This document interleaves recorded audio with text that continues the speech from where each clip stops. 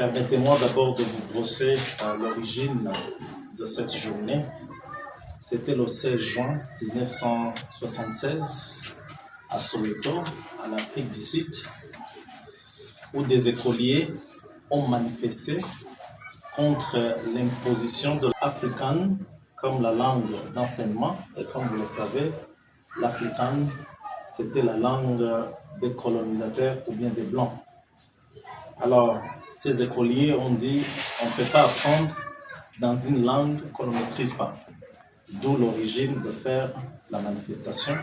Mais la manifestation a été réprimée, ce qui a causé la mort de plusieurs centaines d'enfants. Alors, c'est alors, lors de la réunion de l'Assemblée des chefs d'État de l'OUA, à l'époque, l'Organisation de l'Unité africaine, en 1991, où on a pris la décision de commémorer cette journée chaque année le 16 juin. Voilà l'origine de cette journée. Et si vous avez bien remarqué, cette journée est liée à l'éducation. On ne peut pas parler de la commémoration de la Journée internationale de l'enfant africain sans vraiment mettre l'accent sur l'éducation. Et je vous interpelle tous de nous poser cette question: est-ce que nos enfants, et lorsqu'on parle d'enfants, il ne faut pas mettre toutes les autres caractéristiques, s'il est réfugié ou bien s'il est garçon ou fille, est-ce que nos enfants sont bien éduqués? Quelle est la qualité de l'éducation qu'ils sont en train de recevoir? Voilà, ça c'est la question qu'il faut se poser tous. Mais aussi, je vous rappelle, les statistiques montrent que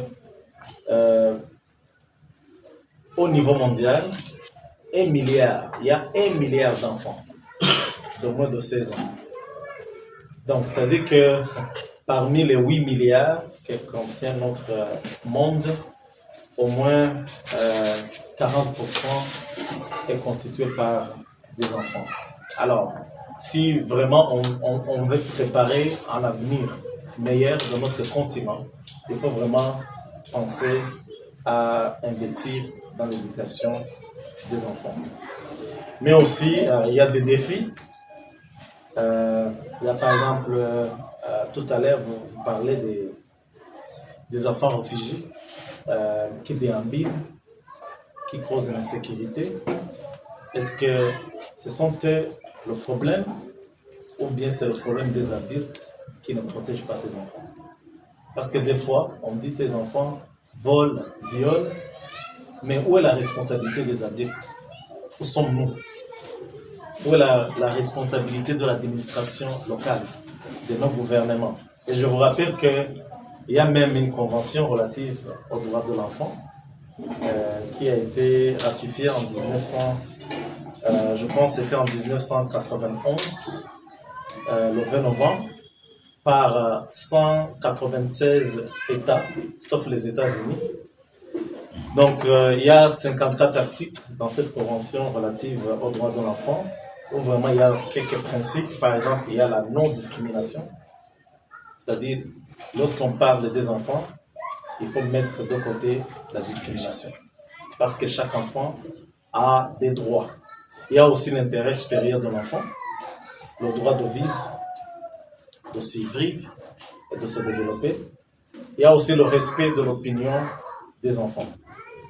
Donc voilà, aujourd'hui, donc, comme on commémore cette journée, donc j'interpelle donc les organisations qui sont présentes ici et d'autres membres de la société civile à mettre dans leur agenda un budget, une planification relative, ou bien allouer un budget nécessaire pour protéger les enfants, parce qu'ils ont des droits et ils ont un avenir, et c'est à nous les adultes de le faire. Et parmi les défis auxquels font face ces enfants, il y a le travail des enfants. Est-ce que dans nos maisons, je ne sais pas, ici à Uvira si ça se passe, mais à Bujumbura, les gens qui utilisent les enfants pour les petits business, ceux qui vendent des arachides, des œufs, c'est souvent des enfants qui ont moins de 14 ans. Ces enfants n'ont pas de contrat, ils n'ont pas de protection. Alors, il y a le travail des enfants. Je pense que dernièrement, le 12 juin, c'était justement une journée dédiée à la lutte contre le travail des enfants. Autre chose, c'est par rapport à notre défi. J'ai vu ici parmi nous qu'il y a des organisations qui travaillent avec les filles et les femmes. Aussi, c'est le mariage des jeunes filles. Donc, ce qu'on appelle mariage précoce. Il y a des enfants qui sont mariés, des enfants filles qui sont mariés contre leur gré et avant l'âge. Donc, vraiment, ça, c'est un autre défi. Il y a aussi la pauvreté. Il y a la pauvreté qui touche presque le continent, tout le continent africain et surtout la région saharienne.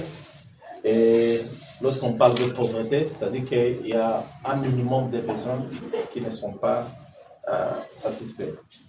Voilà, donc pour terminer, donc, je nous interpelle pour qu'on puisse garantir à tous les enfants les soins essentiels. Et